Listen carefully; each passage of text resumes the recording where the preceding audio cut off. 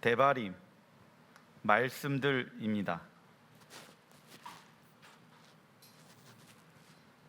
신명기 1장 2절 호렙산에서 세일산으로 지나 가데스 바네아까지 10하룻길이었더라. 이스라엘 백성들이 하나님의 말씀에 순종하면 11이면 가는 길을 그들은 왜 40년의 시간들이 걸렸을까요? 우선 순종이란 무엇을 말합니까? 하나님의 권위 안에서 누리는 보호와 자유입니다. 하나님 말씀에 어떤 사람은 순종하면은 손해보고 돌아간다라고 생각을 합니다. 그러나 제일 빠른 길은 하나님 말씀에 순종하는 것이다. 그래서 순종은 하나님의 권위 안에서 누리는 보호와 자유를 경험한다. 시편 103편 20절에 보게 되어지면 능력이 있어. 어떠한 사람이 능력이 있냐면 여호와의 말씀을 행하며 그의 말씀의 소리를 듣는 여호와의 천사들이여 여호와를 송축하라. 하나님의 말씀을 행하며 하나님의 말씀의 소리를 듣는 천사들을 이야기하죠. 천사들만이 아는 능력은 무엇입니까? 여호와의 말씀을 행하며 여호와의 말씀의 소리를 듣는 것이다. 그러나 천사들만이 아는 능력을 우리는 무엇을 통해 가질 수 있습니까? 순종입니다. 그래서 우리가 할 수 있는 것은 순종이며, 하나님은 누굴 통해 일하십니까? 하나님 말씀에 순종하는 일을 통해 역사하신다. 그러나 불순종이란 하나님의 음성을 흘려 듣는 것이다. 10하룻길이면 갈 수 있는 그 길을 40년 돌아가게 되어진 이유는 하나님의 음성을 흘려 들었기 때문입니다. 부모가 자식에게 이야기하죠. 너 그렇게 살면 안 된다. 아이들은 흘려 듣습니다. 그리고 귀에 딱지가 앉을 정도로 계속 얘기합니다. 그렇게 살면 안 된다. 흘려 듣습니다. 그 결과 부모가 말한 대로 되게 되어집니다. 우리도 하나님의 음성을 흘려 듣게 되어지면 결과는 무엇일까요? 육체의 끝은 사망입니다. 육신의 생각의 결과는 사망이에요. 그래서 하나님의 말씀보다 우리의 생각과 능력이 강해지면 하나님의 음성을 흘려 듣게 되어진다. 그래서 육신에 속한 자는 내 생각, 내 감정, 내 뜻이 주님의 생각, 감정, 뜻보다 중요시 생각한다. 그러나 육신의 생각의 결과는 사망입니다. 할렐루야.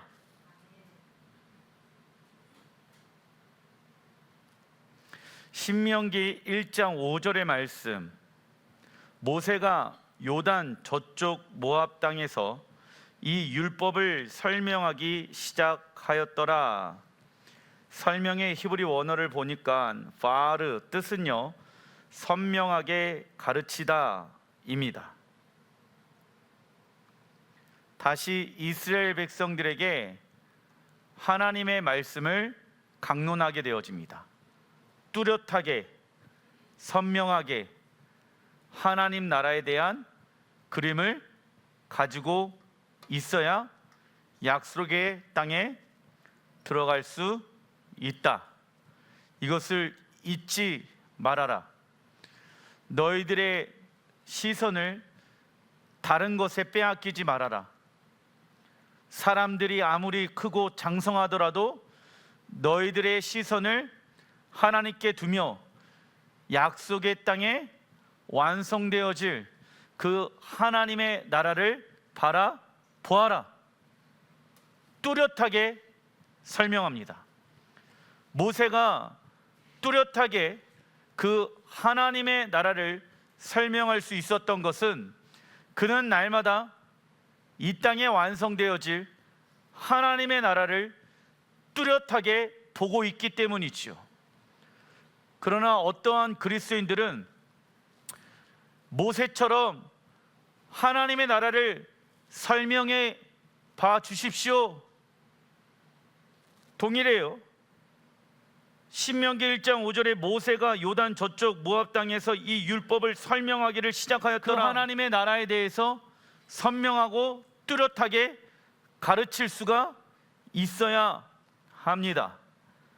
그래서 신명기의 핵심은 광야에서 태어난 이스라엘 백성들 2세대들이 하나님과 무엇을 체결하는 데 있을까요?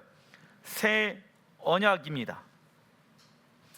새 언약이란 무엇을 말하냐? 옛 언약의 토대 위에 세워져서 옛 언약을 새롭고 구체적인 차원으로 확장시키며 그것을 더욱 견고하게 합니다. 옛 언약은 그래서 폐해진 것이 맞다 아니다? 아니다. 더 확장되어지고 구체적으로 새롭게 확장되어지는 것이 언약의 특징이다. 그래서 예수와는 율법을 폐하러 오신 분이 아니라 더욱 율법을 굳건하게 하기 위해 오셨으며 토라에 무언가 더하거나 빼기 위해 오신 것이 아니었다. 우리에게 하나님의 말씀은 무엇과 같은 것일까요? 삶의 방향성과 같은 것이다. 그래서 삶의 방향성을 잃어버리게 되어지면, 하나님의 말씀을 잃어버리게 되어지면 우리의 삶 가운데는 무엇이 따라온다? 혼란과 무질서가 따라오게 되어진다. 방향을 잃어버리면 삶 가운데 혼란스럽고 무질서가 따라오게 되는 것이죠. 신명기의 히브리어는 데바림은 히브리어 다바르의 뜻은 말하다에서 파생되어졌습니다. 참고로 광야의 히브리 원어가 미드바르이며 하나님의 음성이 있는 곳입니다. 우리는 이 땅 광야 같은 곳에서 하나님의 음성을 듣고 신뢰하며 순종하는 훈련을 하나님 나라에 들어갈 때까지 해야 합니다. 모세는 약속의 땅을 차지하기 위해서 하나님의 말씀에 대한 순종함 없이 들어갈 수 없다는 것을 정확하게 알았죠. 그래서 모세는 40년 전에 받은 하나님의 말씀을 새로운 시대에 맞게 해석하여 이스라엘 백성들에게 다시 가르친 것이 어떠한 말씀입니까? 신명기 말씀이다. 그래서 신명기의 히브리 원어가 무엇이다? 데바림, 말씀들이다. 우리가 하나님의 말씀을 잃어버리면 무엇을 잃게 되어진다? 혼란과 무질서가 우리의 삶 가운데 따라오게 되어진다. 우리 또한 이스라엘 백성들과 같이 요단강 건너편에 서 있는 것과 같으며 약속의 땅으로 들어가기 위해서는 다시 무엇에 재헌신해야 합니까? 하나님 말씀이죠. 그래서 구원은 아직 완성되어지지 않았다. 완성되어질 때까지 데바림, 말씀을 통하여서 우리의 삶이 계속해서 재헌신이 되어야 한다. 그렇지 아니하면은 우리의 삶은 혼돈과 무질서 가운데 있게 되어지는 것을 잊지 마시기 바랍니다. 목사님, 우리의 가정이 왜 이렇게 혼돈스러울까요? 왜 이렇게 무질서 가운데 있을까요? 그것은 단 한 가지, 하나님의 말씀에 의해 세워지지 아니하는 영역이 있기 때문입니다. 말씀으로 돌아가면 그 말씀이 여러분들의 삶을 자유케 할지라 믿습니다. 신명기 1장 6절의 말씀, 우리가 하나님 여호와께서 호렙산에서 우리에게 말씀하여 이르시기를 이 산에 거주한 지 오래니 방향을 돌려 행진하여 아모리 족속의 산지로 가고 그 근방 곳곳으로 가고 아라바와 산지와 평지와 네겝과 해변과 가나안 족속의 땅과 레바논과 큰 강 유브라데까지 가라. 호렙산은 이스라엘 백성들이 하나님과의 결혼서 역서를 받은 곳이지요. 그런데 이 장소를 모세는 시내산이라고 말하지 아니하고 호렙산이라고 표현합니다. 호렙의 히브리 원어는 헤레브, 뜻은 검입니다. 이는 토라에 순종하면 검을 통하여 생명을 얻지만 불순종하게 되어지면 검을 통하여 죽임을 당한다는 것을 의미한다. 그래서 호렙산이라고 표현하고 있는 거예요. 시내산을. 나는 검을 가진 자이다. 하나님의 말씀을 벗어나게 되어지면 나는 생명을 잃게 되어진다 라는 의미가 담겨져 있는 것이죠. 그리고 하나님은 이스라엘 백성들이 호렙산에 거주한 지 오래되었다라고 말씀합니다. 이는 긍정적인 표현보다는 이스라엘 백성들이 호렙산에 머무른 날이 너무 길었다라는 책망의 말씀입니다. 사람들은 익숙한 곳에 머물려고 하는 습성들이 있습니다. 변화되어지는 것, 새로운 것을 싫어하며 안정되어지고 안주하려는 것을 좋아한다. 그러나 하나님은 삶의 방향을 돌려 말씀으로 무엇하라? 돌파하라 라고 말씀하고 계십니다. 호렙산이 좋니? 하나님의 영광이 임하였던 곳이죠. 하지만 그것은 과거에 임하였던 영광이었습니다. 내가 과거에 경험하였던 하나님의 영광 안에 우리는 머물러 있으면 안 됩니다. 날마다 새로운 영광과 영광 안으로 들어가야 될지라 믿습니다. 하나님의 나라에 설 때까지 우리는 계속해서 성장해 나가야 하는 것이지요. 그래서 삶의 방향을 돌려 우리의 생각만으로 돌파하지 말고 말씀으로 돌파하라고 말씀합니다. 그리고 하나님께서 약속의 땅으로 들어가 차지하라고 명령하신 이유는 그 땅을 아브라함과 이삭과 야곱에게 약속하셨기 때문이지요. 이처럼 하나님은 에덴 동산으로부터 쫓겨난 인류를 예수와의 이름을 통하여 다시 어디로 초청하고 계십니까? 에덴 동산으로 초청하고 계십니다. 그래서 이스라엘 백성들이 경험한 홍해 체험, 시내산 체험, 성막 체험, 미디안 전쟁에서의 승리는 약속의 땅에 들어가는 것을 돕기 위한, 적어놔 주십시오, 훈련 과정입니다.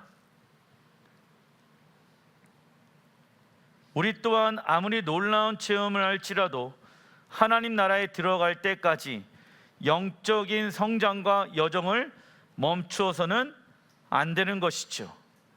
여기가 젖사오니 주님과 함께 초막셋을 짓고 영원토록 함께 삽시다 라고 베드로가 예수와께 이야기하죠.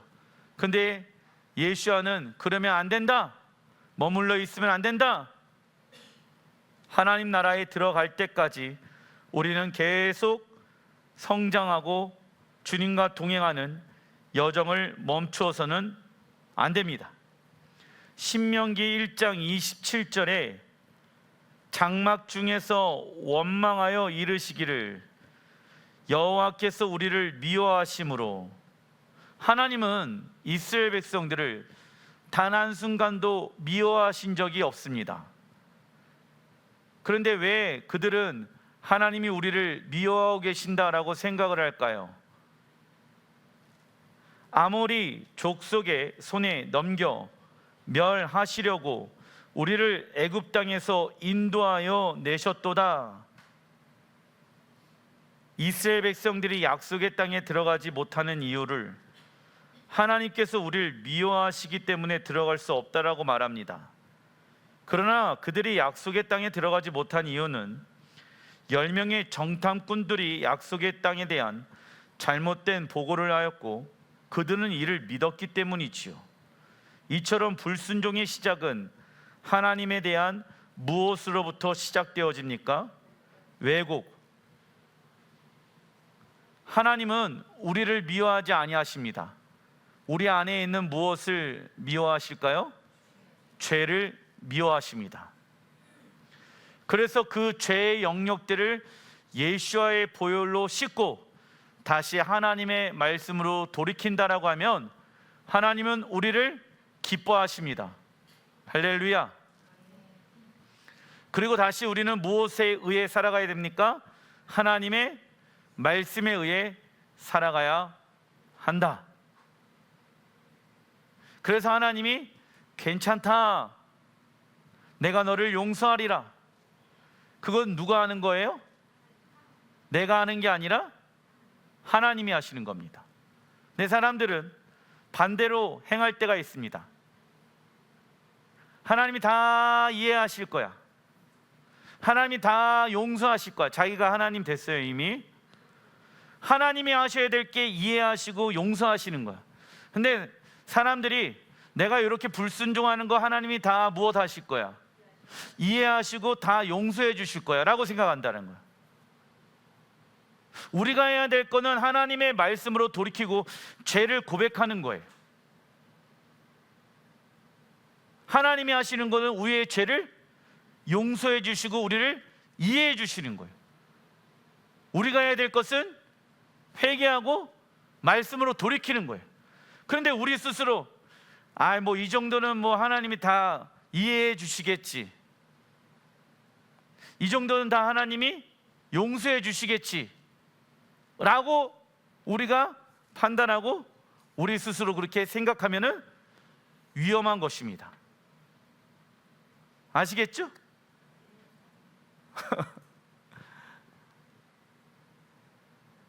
그럴 때가 언제가 있을까?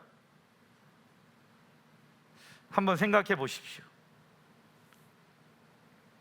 사단은 우리가 하나님을 왜곡하길 원하고 있다. 그래서 우리의 모든 생각을 사로잡아 그리스도에게 복종케 하는 결정을 즉시 내리지 않는다라고 하면 우리의 생각은 하나님을 대적하는 견고한 진이 될 수 있습니다. 견고한 진은 하나님의 말씀을 자신과는 상관없는 말씀으로 여기게 하며 과거의 일들과 실패에 사로잡혀 하나님께서 행하실 일들에 대한 기대함과 소망 없이 살아가게 만든다. 그래서 우리는 육체의 욕심을 따라 살지 말고 무엇을 따라 행동해야 합니까? 성령을 따라 행동해야 된다. 주일에도 말씀을 드렸던 것처럼 성령을 따라 행한다는 것은 무엇을 말하냐면 뭔가 성령님께서 나에게 감동과 은혜를 주셔서 그분에 의해 말하고 행동하는 것도 있겠지만은 성령은 무슨 영입니까? 진리의 영이십니다. 그래서 성령을 따라간다는 것은 진리에 의해 살아가는 것을 말하며 우리의 힘으로는 부족한 영역이 있기 때문에 우리를 도우시기 위해 보혜사 성령님이 우리와 함께 거하시고 계신다라는 것입니다. 단락 2번 신명기 3장 18절에 그때 내가 너희들에게 명령하여 이르기를 너희 하나님 여호와께서 이 땅을 너희에게 주어 기업이 되게 하셨은즉 너희의 군인들은 무장하고, 이번 주에 여러분들이 하나님의 말씀으로 무장해야 된다. 너희의 형제 이스라엘 자손의 선봉이 되어 건너가되 선봉은 무엇을 말합니까? 선두주자의 삶을 살아가라. 하나님 나라를 기업으로 얻기 위해 해야 할 것들이 있다. 첫째, 하나님 나라의 군대는 무엇으로 무장해야 합니까? 전신 갑주입니다. 특별히 여러분들, 아볼은 성서력으로 보았을 때 영적 전쟁이 가장 심한 달 중에 하나로 꼽을 수가 있습니다. 그래서 이 달에 이 전신갑주를 입지 않는다라고 하면은 사단이 우리의 마음의 성전을 무너뜨리려고 한다. 특별히 돌아오는 주일 말고 그 다음 주 주일이 굉장히 많은 일들이 성경 안에 있었던 날입니다. 제1성전이 무너졌고 제2성전이 무너지고 세계 1차 대전 때, 2차 대전 때 아부월 9일 날 유대인들 대학살 명령을 내리게 되어진 날입니다. 그래서 이날에 영적 기류가 매우 좋지 않기 때문에 특별히 여러분들 가정 가운데 여러분들만 무장하고 있으면 안 되지요. 하나님, 우리 자녀들도 전신갑주를 입게 하여 주십시오. 하나님의 전신갑주는 진리로 만들어진 허리띠, 생명을 지키는 의의 흉배, 우리의 삶을 평안케 만드는 복음의 신발, 사단의 불화살을 막는 믿음의 방패, 소망으로 만들어진 구원의 투구, 하나님의 말씀으로 만들어진 성령의 검입니다. 바울은 구원이 시작된 에베소 성도들에게 하나님의 전신갑주를 취하라고 말씀합니다. 이는 구원은 시작되어졌지만 하나님의 전신갑주를 붙잡고 있지 않으면 구원을 완성할 수 없다고 말씀하는 것이지요. 그래서 우리가 사단과 싸우기 위해서 먼저 하나님께 무엇을 해야 합니까? 항복해야 한다. 하나님을 가까이 해야 하며 우리의 손과 마음을 깨끗하게 해야 한다.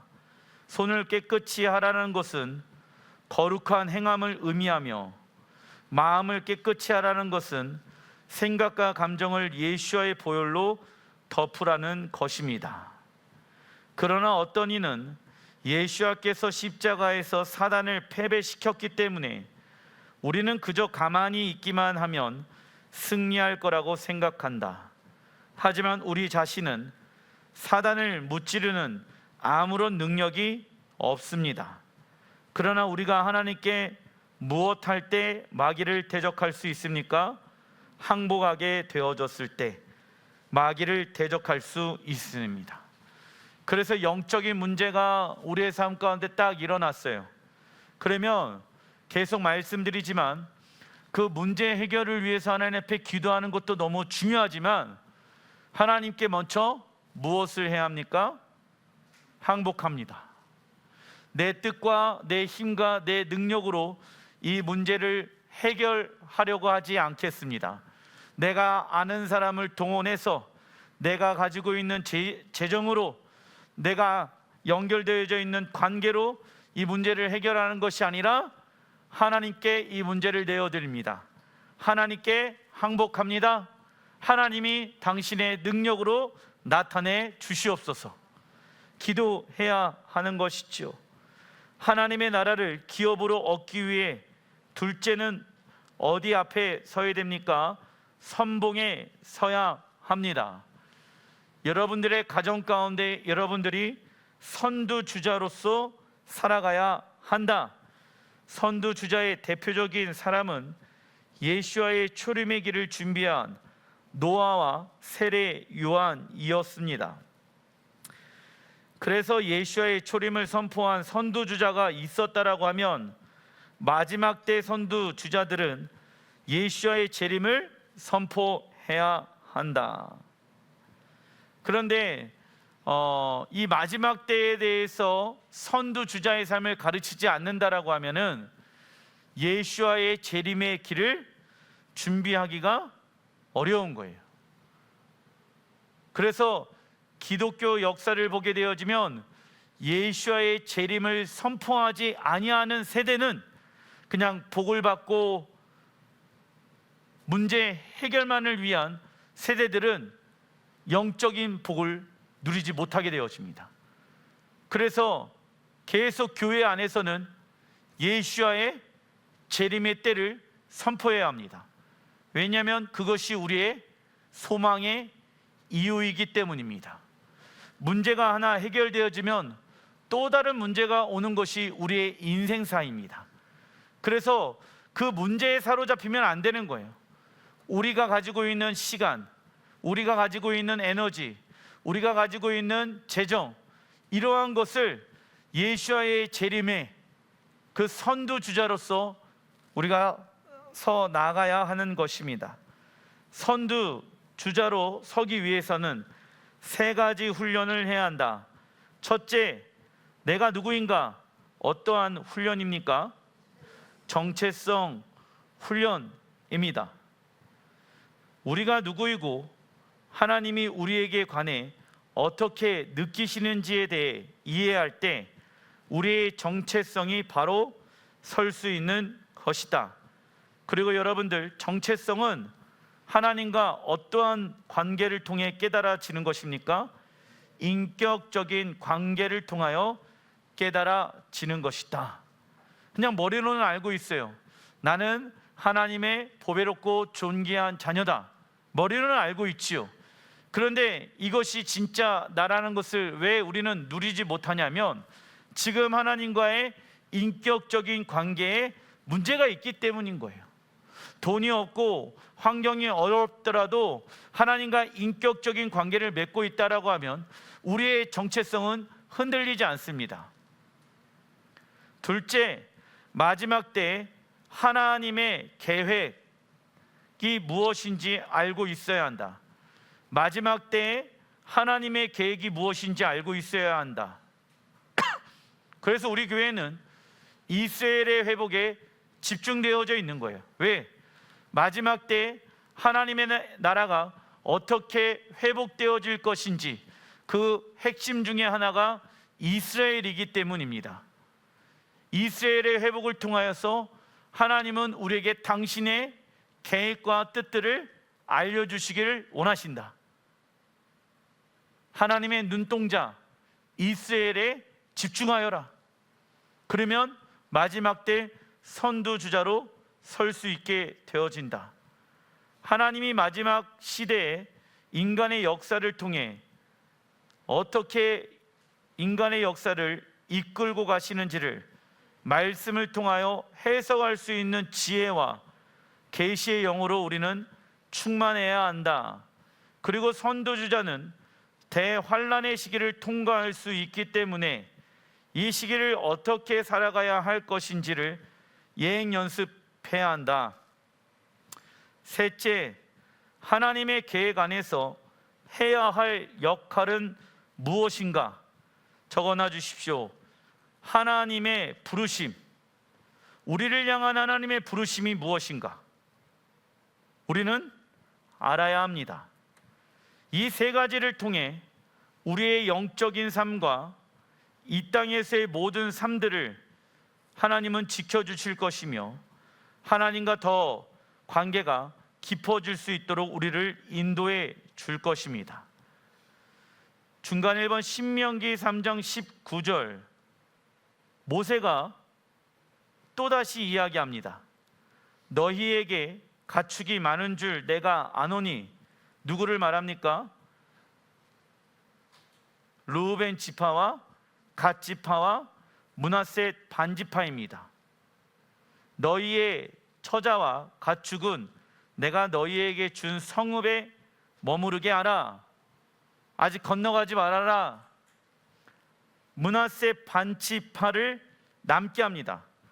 모세는 므낫세 반 지파가 르우벤 지파와 갓 지파를 대신해서 약속의 땅을 차지하도록 명령합니다. 하나님께서 그들에게 특별한 부를 허락하신 이유는 무엇을 그 재정을 사용하라고 주신 것입니까? 하나님 나라의 완성과 이웃 사랑하는 데 사용하라고 주신 것이다. 자식들을 보면 그 자식 안에 잘 사는 아이들이 있습니다. 하나님이 그 자식에게 특별한 부를 허락하신 이유는 그걸 알려줘야 돼요. 부모들은 너가 잘나서가 아니라 너를 통해 하나님의 부가 흘러가길 원하신다. 그 부를 너는 아까워해서는 안 된다.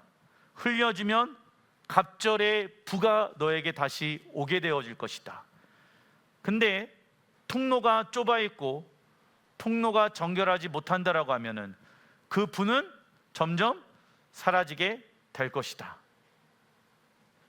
그래서 그 부를 우리의 방법으로 지키려고 하면은 안 됩니다. 그 부를 오히려 내가 어떻게 하면은 지킬 수 있을 것인가? 하나님이 원하는 방법으로 이 불을 쓰자. 하나님의 나라를 이루어 가는데, 우리의 이웃들을 사랑하는데 그 불을 쓰기 시작하는 거예요. 그리하면 하나님의 불은 또 갑절의 은혜로 오게 될지라 믿습니다.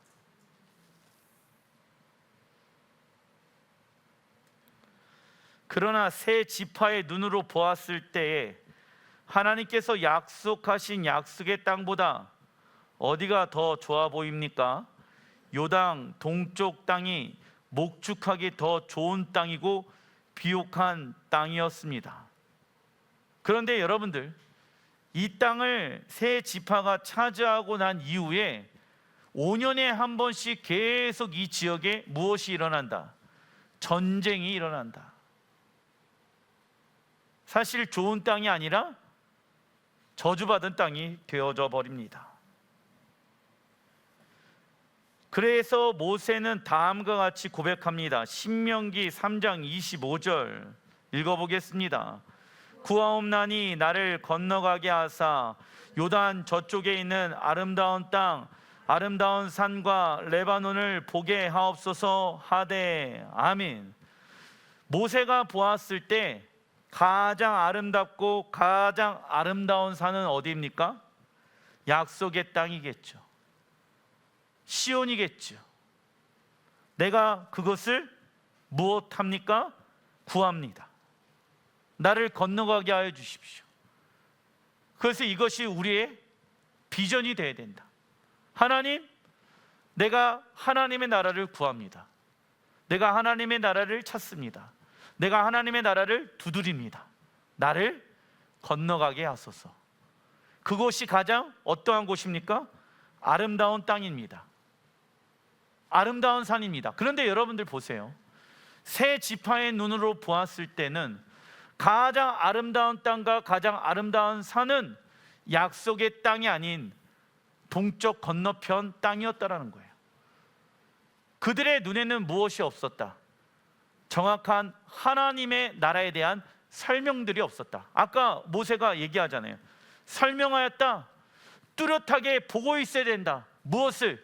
하나님의 나라가 어떻게 이 땅에 완성되어질 것을 너희들은 알고 있어야 된다. 그래야 세상의 아름다운 것에 마음을 빼앗기지 않을 수 있다.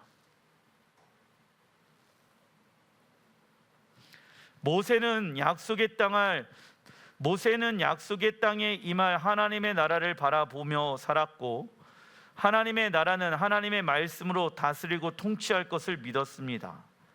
그러나 이 땅에 많은 것을 소유한 르우벤 지파와 갓 지파와 므낫세 반 지파는 세상의 것이 더 소중한 자들이었다. 마태복음 19장 24절에 읽어보겠습니다. 다시 너희에게 말하노니 낙타가 바늘귀로 들어가는 것이 부자가 하나님의 나라에 들어가는 것보다 쉬우니라 하시니 아멘. 세상 사람은 내가 많은 돈을 벌면 성공했다라고 합니다.